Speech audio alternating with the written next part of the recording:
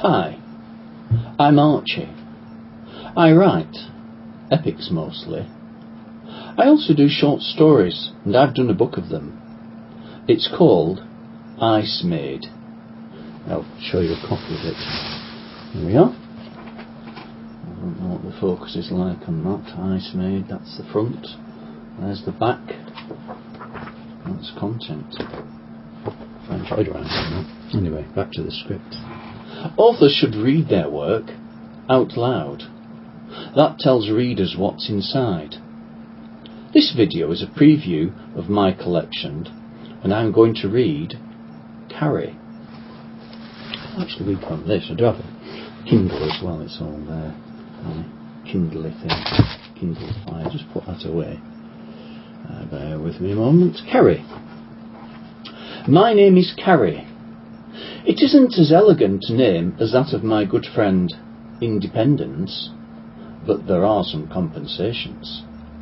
For example, everyone calls her Indy. Now what kind of a name is that, for goodness sake?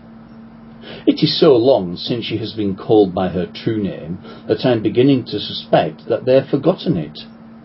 That can be our secret, but I digress.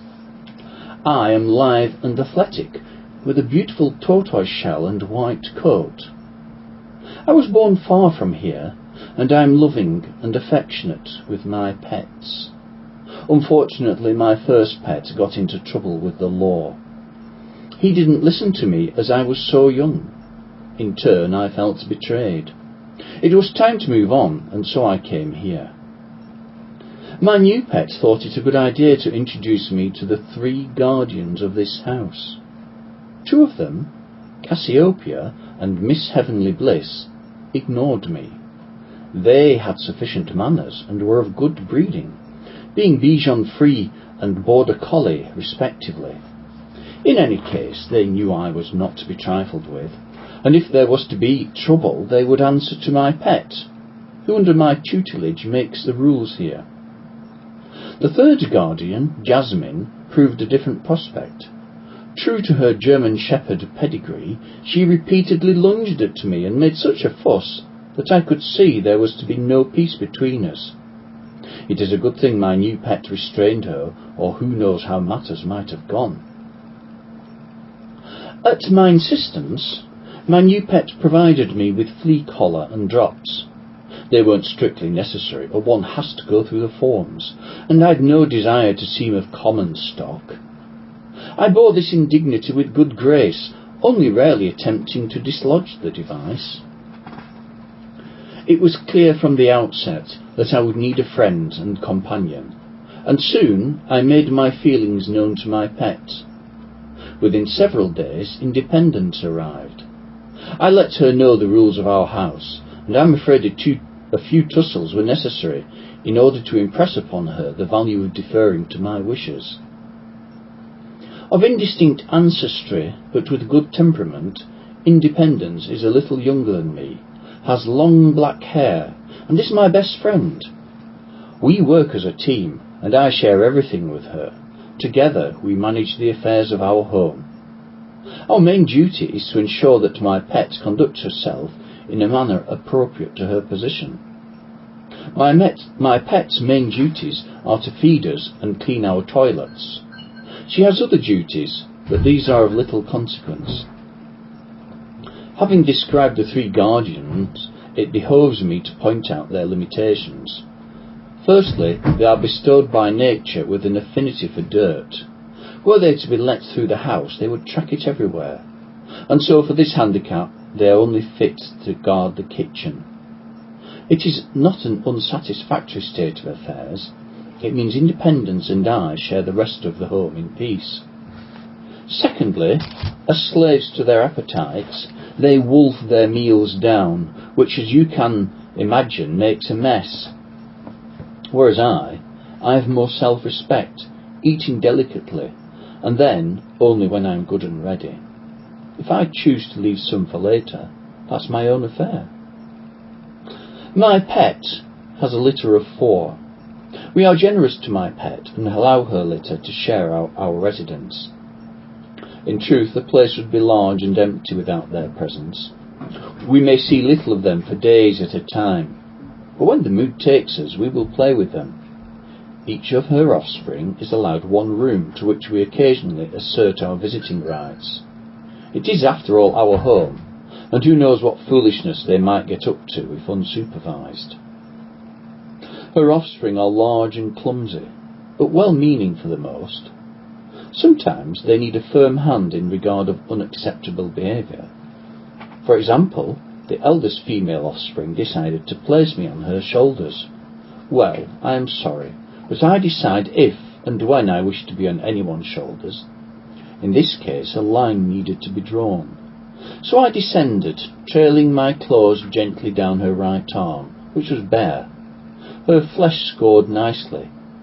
It will heal, but she won't be doing that again in a hurry. My pet also has a mate slave.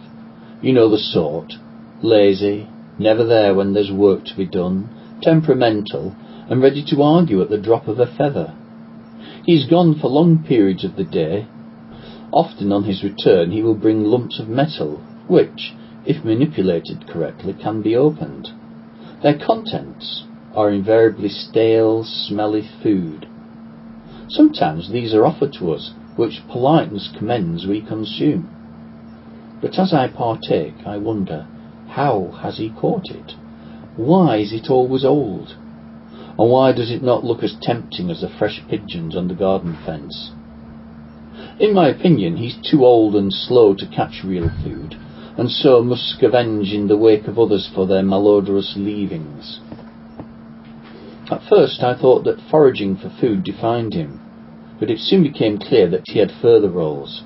He plays well, is kind and gentle, and doesn't prod and poke me as if I were made of clay.